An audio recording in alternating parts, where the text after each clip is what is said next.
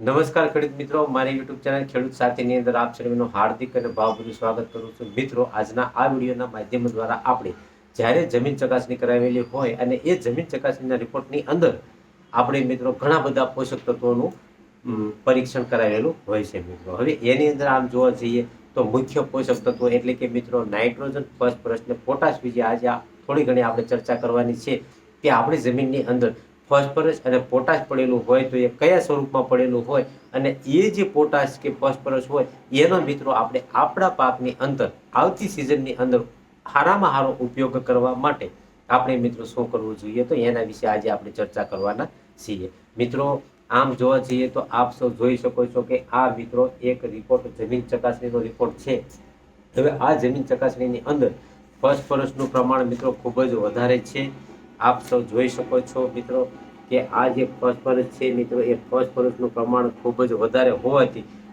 આ જે રિપોર્ટના અનુસંધાને જે કોઈ જમીન છે તો મિત્રો આપણે જ્યારે આપણું આગળનું વાવેતર કરતા હોઈએ ત્યારે ફોસ્ફરસનું પ્રમાણ આપણી જમીનમાં પડેલું છે, પરંતુ એ અલભ્ય સ્વરૂપે પડેલું છે. અલભ્ય સ્વરૂપે એટલે મિત્રો કે એક પ્રકારનો લઠ્ઠો થઈને પડેલું હોય છે, જે સીધું આપણા પાકને ફોસ્ફરસ પ્રાપ્ત થતું નથી. તો જ્યારે આપણે જમીન ચકાસણી કરેલી હોય નાઇટ્રોજન, ફોસ્ફરસ, પોટાશ ને એવા તત્વો પડેલા હોય મિત્રો તો આપણે જ્યારે નેક્સ્ટ પાકની વાવણી કરતા હોઈએ ત્યારે પાયાની અંદર કે ડ્રીપની અંદર મિત્રો એનપીકેના બેક્ટેરિયા વાપરવાનો આગ્રહ રાખશો તો જમીનની અંદર જેટલું ફોસ્ફરસ કે પોટાશ પડેલું હોય મિત્રો એ આપણા પાકને પ્રાપ્ત થતું હોય છે. મિત્રો, એટલે કે જ્યારે આપણે સાણિયું ખાતર નાખતા હોય તો સાણિયા ખાતરની સાથે મિત્રો તમે એનપીકેના બેક્ટેરિયા નાખશો તો આપણા જે જમીનની અંદર ફોસ્ફરસ અને પોટાશ અલભ્ય સ્વરૂપે પડેલું હોય મિત્રો એ લભ્ય સ્વરૂપે ફરી અને આપણા પાકને મળતું હોય છે. તો મિત્રો, મારી આવી એક ભલામણ છે કે જે લોકોએ જમીન ચકાસણી કરાવેલી હોય એવા લોકોએ પાયાની અંદર એનપીકેના બેક્ટેરિયાનો ઉપયોગ કરે તો સારામાં સારું ઉત્પાદન મળે અને ખર્ચો પણ ઘટતો હોય છે. તો મિત્રો, ખાસ કરીને આવી રીતે આપણે ધ્યાન રાખવાનું હોતું હોય છે. મિત્રો, હવે આપણે જ્યારે જમીન ચકાસણી કરતા હોઈએ ત્યારે મિત્રો ખાસ કરીને જમીનની પીએચ પણ આવતી હોય છે અને મિત્રો પાણીની પણ પીએચ આવતી હોય છે, જે હકીકત ઘણા બધા ખેડૂત મિત્રોને ખબર પણ હોતી નથી અને મિત્રો એમને આડેધડ ખાતરો પણ નાખતા હોય છે અને આડેધડ દવાઓનો છંટકાવ પણ કરતા હોય છે અને સારામાં સારી બ્રાન્ડેડ કંપની દવાનો પણ ઉપયોગ કરતા હોય છે. છતાં પણ એમની ફરિયાદ એવી હોય છે કે હું સારામાં સારી બ્રાન્ડેડ કંપનીની અને સારામાં સારા વ્યવસ્થિત ડોઝીસ મેં મારા પાકની અંદર મારેલા છે, છતાં પણ મારે રોગ, જીવાત કે ફૂગ પાકથી દૂર થઈ નથી અને કોઈ અસર મળી નથી. તો મિત્રો, ખાસ કરીને એવા ખેડૂતોને હું જણાવવા માંગુ છું કે આવા સમયે મિત્રો પાણીની જે પીએચ હોય છે એ પણ ભાગ ભજવતી હોય છે. હવે તમને એ પણ જણાવું છું કે પાણીનું પીએચ જ્યારે 6.5 થી 7.5 સુધીનું હોય મિત્રો ત્યારે તમે કોઈ પણ દવાનો છંટકાવ કરતા હોય છો ત્યારે મિત્રો એ દવા આપણા પાકની અંદર લગભગ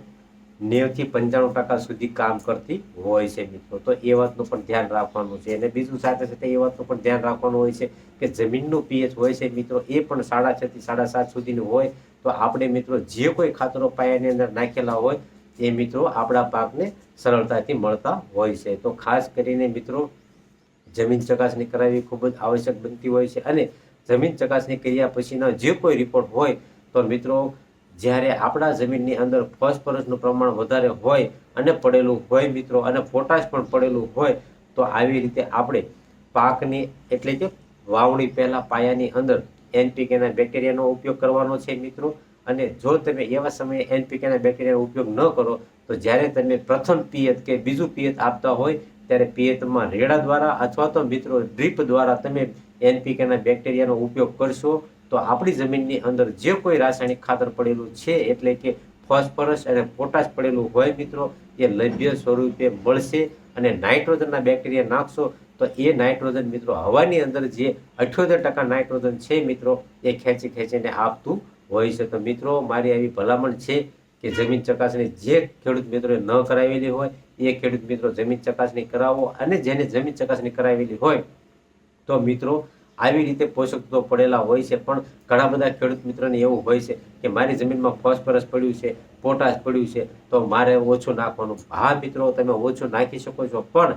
એ જે ફોસ્ફરસ ને પોટાશ પડેલું છે એને લભ્ય બનાવવા માટે એનપીકેના બેક્ટેરિયા મિત્રો એકવાર જરૂરી નાખવા બનશે ને બનશે. અને મારી એવી ભલામણ છે કે દર વર્ષે એકવાર મિત્રો એનપીકેના બેક્ટેરિયા તમે વાપરશો તો આપણી જમીનની અંદર ખાતરનો ખર્ચો ઘટશે અને મિત્રો ઓછા ખર્ચે સારામાં સારું ઉત્પાદન મળશે. તો મિત્રો મારી એવી અવનવી માહિતી મેળવવા માટે મારી યુટ્યુબ ચેનલ ખેડૂત સાથીને આપ સબસ્ક્રાઇબ કરજો કે જેથી કરીને હું